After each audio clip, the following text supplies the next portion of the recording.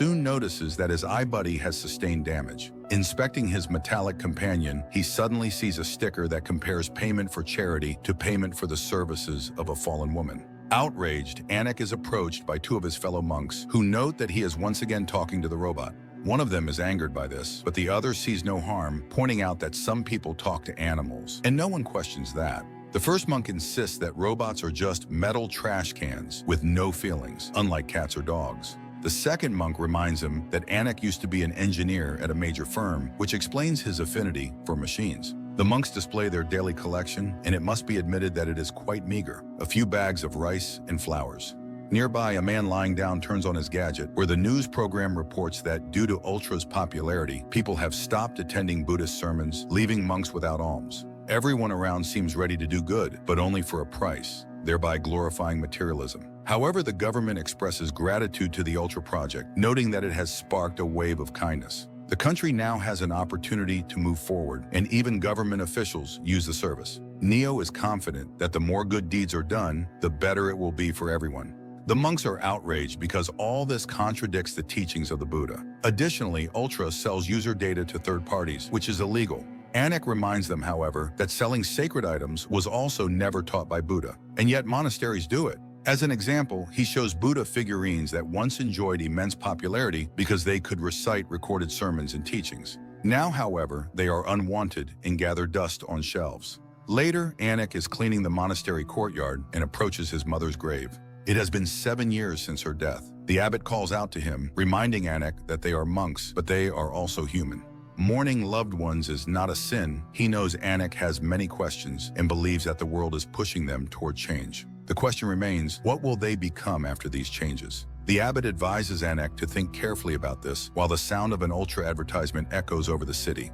That evening, Anik goes out to find a new circuit board for his metallic friend, iBuddy, and stops by a shop in the market. However, such models have long been discontinued, and the shopkeeper can only offer spare parts from an old traffic control robot. She refuses to give him a discount, though. The only thing that could help is Ultra points, which Anik, for obvious reasons, doesn't have.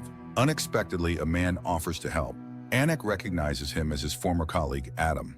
After the purchase, they head to Adam's workshop, where he admits that he quit the company a year after Anik left. Adam started his own startup and once wanted to invite Anik to help with coding his new project. The man had been working on creating a simulation of brain activity for parents. He collected their memories and implanted them into a chip.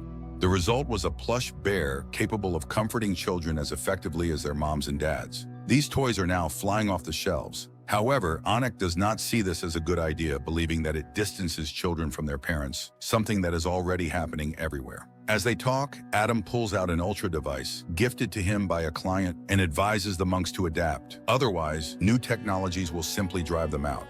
On the other hand, he notes, Buddhism has existed for thousands of years, so it's unlikely to lose to AI. Adam doesn't like using Ultra either, so he easily hands it over to Anik, who wishes to test the device. At the temple, Anik uses Ultra and leaves a negative review of the merit system, for which he immediately receives points. The man is puzzled. It turns out that Ultra doesn't care what kind of review it receives. It just matters that it gets one. This means it cannot distinguish between good and evil.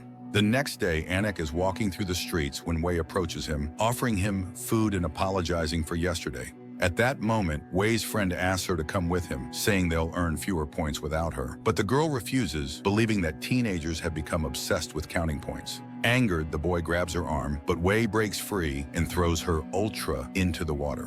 When the boy hurts Wei, iBuddy unexpectedly comes to the girl's aid. Using whatever strength he has, he pushes the bully and strikes him with his manipulators. Shocked, Anik watches for a moment before pulling the machine away from the boy.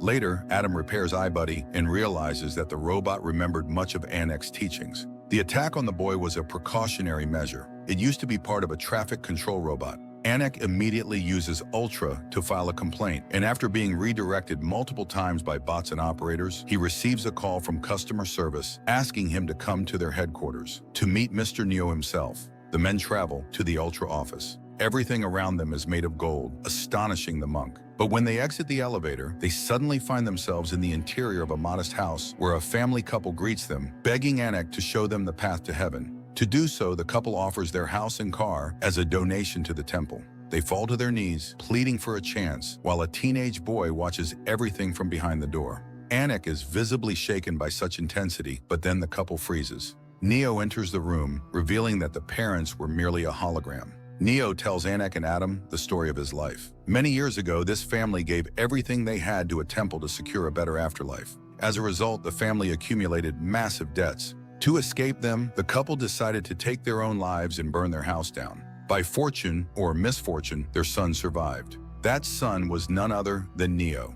From that moment, he vowed to destroy the criminals in saffron robes. Anik tries to argue that religion itself does not teach such things. However, Neo insists that everything a person does must either be rewarded or punished in this life. Neo offers Anik and Adam a position on his team to improve the Ultra Project. If necessary, he is willing to hire all the monks from Anik's temple, including the abbot, so they can help infuse Buddhism's wisdom into the AI. Let them work for salaries and bonuses rather than rely on alms. There will no longer be a need to sanctify items or misappropriate donations. Each monk will teach the Buddha's lessons as they are meant to be taught.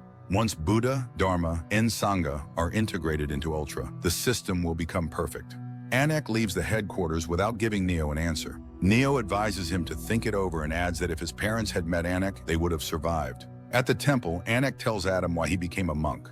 Once Anik had worked as a software engineer and was severely overworked. One day he received a call informing him that his mother had leukemia. On her deathbed, his mother asked him to take monastic vows because when she was pregnant with Anik, she kept dreaming of Buddha's tooth inside her womb. So she went to a monk she respected, and he told her that the unborn child would become an important religious figure who would help Buddhism during a time of crisis. At that time, Anik gave his mother a vague promise and continued working. But when his project was shut down, his mother passed away. He decided to take his own life. The only reason Anik stopped was that he saw the abbot watching him. The abbot came to him and reminded him of Buddha's teachings, which also brought back his mother's request. Now Anik understands that many people seek hope in the world, but only another person can give it, especially those who have made mistakes. And if the world is trying to change them, it's time to use their skills and knowledge to change themselves and become a source of hope for others. From that day on, Anik begins programming something that is meant to change Buddhism. With Adam's help, Anik launches the iBuddha system, which resembles Ultra, but incorporates Buddhist teachings from abbots and monks across the country. The technology operates using brainwaves from the temple's abbot, making it feel as though he is always nearby, guiding, mentoring, and helping with life's contentious and difficult moments. Later, other mentors from across the country will join the project. This system also includes a merit-based program, but it functions as people engage in Buddhist practices. By accumulating points, they can use the application for free for the following month. With this system, people can avoid the tricks of the modern world, which is full of deception and misinformation. Anik presents all of this at the product's launch, where Neo is also listening. Over time, cases of fraud within Ultra start to surface. One couple, for example, pretended every day to help elderly people cross the road, earning points for it, but the elderly people turned out to be actors. Through this trick, the couple earned a significant amount of money. These incidents caused problems for Neo. Meanwhile, iBuddha is doing well. There's no longer a need to seek out monks, buy them offerings, or wait to meet with an abbot. People can now listen to any version of sermons and prayers, quickly finding the one they need most at any given moment. Anik is satisfied because he is fulfilling his mother's wish, and the system quickly becomes hugely popular. However, one day, everything falls apart. A crowd of enraged people arrives at the temple, having seen the thoughts of the abbot, which reveal him harassing a young woman with indecent proposals. As it turns out, this was not an isolated incident. Shocked, Anik, accompanied by Adam, goes to confront the abbot. It is revealed that this happened many years ago, before he became a monk and was still going through the stages of adolescence. Adam realizes that the incident occurred because the abbot's brainwaves were used without filtering his memories. He apologizes, admitting he has let the monks down. However, the abbot considers himself solely responsible, believing that consequences always catch up. He is just a humble monk and is ready to face the crowd. The abbot steps out to meet the furious crowd, asking for forgiveness while enduring their shouts and being struck by objects. A week later, the religious council recommends suspending the iBuddha service. Sales of iBuddha plummet. Anik bids farewell to iBuddy, renounces his role as a monk, and leaves the temple. On the street, he sees litter, picks it up, and throws it into a trash bin. Suddenly, he hears the voice of Ultra. It turns out that a boy is using it and complains that now they give far fewer points for cleaning up. Above the city, an Ultra advertisement plays, announcing that the system has been updated with Super Ultra and Ultra Pro features, ready to assist people wherever they may be. Anak puts on a cap and walks into his new life. The